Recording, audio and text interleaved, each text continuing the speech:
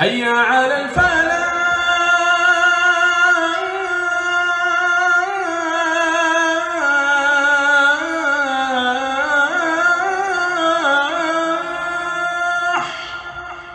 ہمیں اللہ رب العزت نے انسان بنایا، ہم اپنے ساتھ والوں کو فائدہ پہنچائیں، گھر والوں کو فائدہ، رشتہ داروں کو فائدہ، اپنے ہمسایوں کو فائدہ، معاشرے کو فائدہ۔ مومن ہوتا ہی وہی ہے جو ہر ایک کا خیر خواہ ہوتا ہے۔ نبی علیہ السلام نے فرمایا الدین النصیحہ، دین سراسر خیر خواہی ہے۔ سبحان اللہ، کیا خوبصورت تعلیم دی ہمارے آقا حضرت محمد مصطفیٰ احمد مجتبی صلی اللہ علیہ وسلم۔ ہمارے اکابر کے اخلاق اچھے ہونے کی بنیادی وجہ پتہ کیا تھی؟ ان کی سوچ بہت بلند ہوتی تھی، بہت بلند سوچ ہوتی تھی۔ بلند سوچ ہونے کی وجہ سے ان کے مقام بلند ہو گئے تھے۔ آپ غور کریں کہ ایک پتنگا ہے، اس کو پروانہ کہتے ہیں، اسی سے ملتا جلتا ایک اور ہے جس کو مکھی کہتے ہیں، اس کے بھی دو پر، اس کے بھی دو پر، اس کو پروانہ نہیں کہتے، حالانکہ یہ اس سے ملتا جلتا ہے، سائز بھی ایک جیسا، مگر اس کو پروانہ کہیں گے اور اس کو مکھی کہیں گے۔ اس کی وجہ یہ ہے کہ اس مکھی کی سوچ گندی، یہ نجاست پہ بیٹھتی ہے، گند ڈھونڈتی ہے، اس کی گندی سوچ کی وجہ سے اس کو مکھی کہتے ہیں۔ اور پروانہ کس کو کہتے ہیں؟ جو روشنی کے اوپر، نور کے اوپر اپنے آپ کو فدا کرتا ہے۔ کہنے کو ہم بھی مسلمان، کہنے کو ہمارے اکابر بھی مسلمان، مگر اگر دنیا کی محبت دل میں بھر کے جیتے پھر رہے ہیں تو اللہ کی نظر میں ہماری مثال گندی مکھی کی ہے اور ان کی مثال اللہ کی نظر میں پروانے کی مانند ہے۔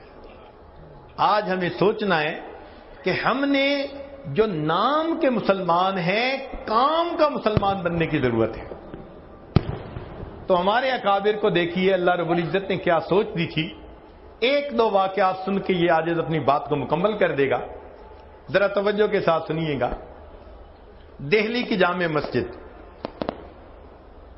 ایک انگریز دہلی کی جامع مسجد دیکھنے کے لیے آیا، وہ آرکیٹیکٹ تھا اور اس کو پتا تھا کہ جامع مسجد کے اندر بڑی اچھی کیلی گرافی کی گئی ہے، تو چونکہ اس کے فن کا کام تھا وہ دیکھنے کے لیے آیا۔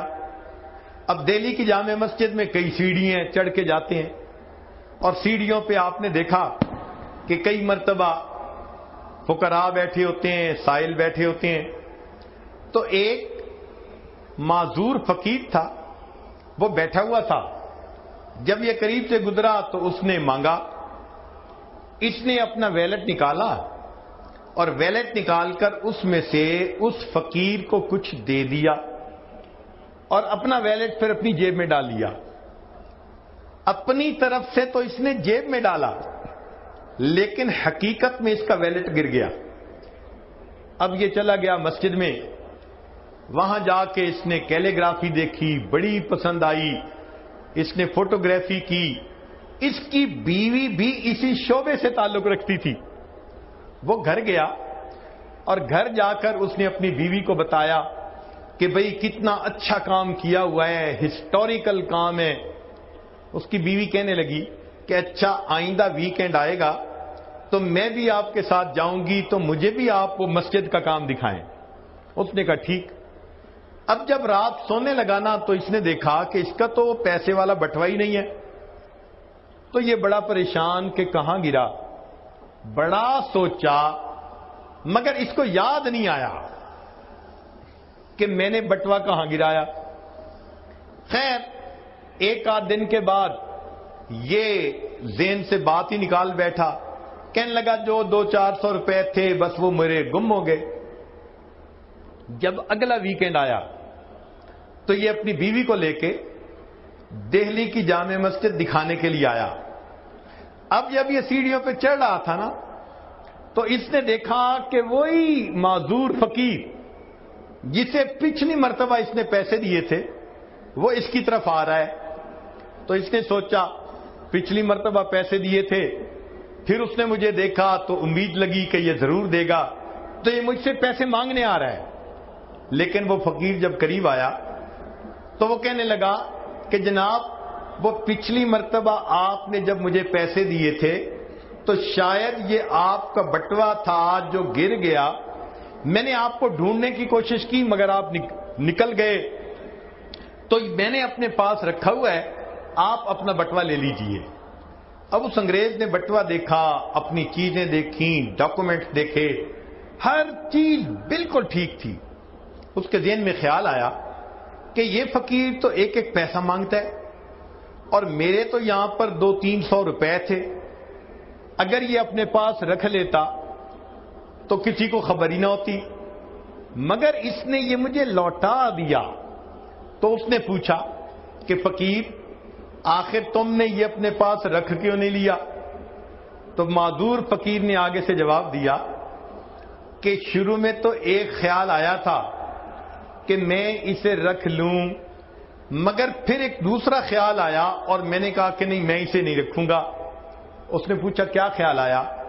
تو وہ معذور فقیر کہتا ہے کہ مجھے یہ خیال آیا کہ میں نبی علیہ الصلوۃ والسلام کا امتی ہوں، آپ عیسیٰ علیہ السلام کے امتی ہیں، اگر میں نے آپ کا یہ ویلٹ چوری کر لیا تو ایسا نہ ہو کہ قیامت کا دن ہو اور آپ کے نبی میرے آقا صلی اللہ علیہ وسلم کو گلا دیں کہ تمہارے امتی نے میرے امتی کی چوری کی تھی۔ میں اس خیال کو سوچ کے رہ گیا، میری وجہ سے میرے آقا کو بات نہ سننی پڑ جائے۔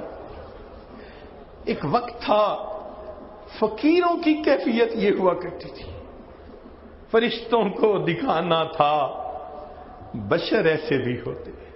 نبی علیہ الصلوۃ والسلام نے ایسی تعلیمات کی خوش اخلاقی کی کہ جنہوں نے اس کو اپنایا وہ واقعی انسانیت کے لیے فخر ہو گئے۔ کیا خوبصورت سوچ ہوتی تھی۔ آپ سوچئے اگر ہماری سوچ ایسی ہو تو ہم کسی کا نقصان کر سکتے ہیں؟ کسی کی عزت کی طرف میلی نظر ڈال سکتے ہیں؟ ہرگز نہیں۔ یہ ساری باتیں ہی غفلت کی وجہ سے ہوتی ہیں۔ آج اس غفلت کو دور کرنے کے لیے ہم یہاں اکٹھے ہیں۔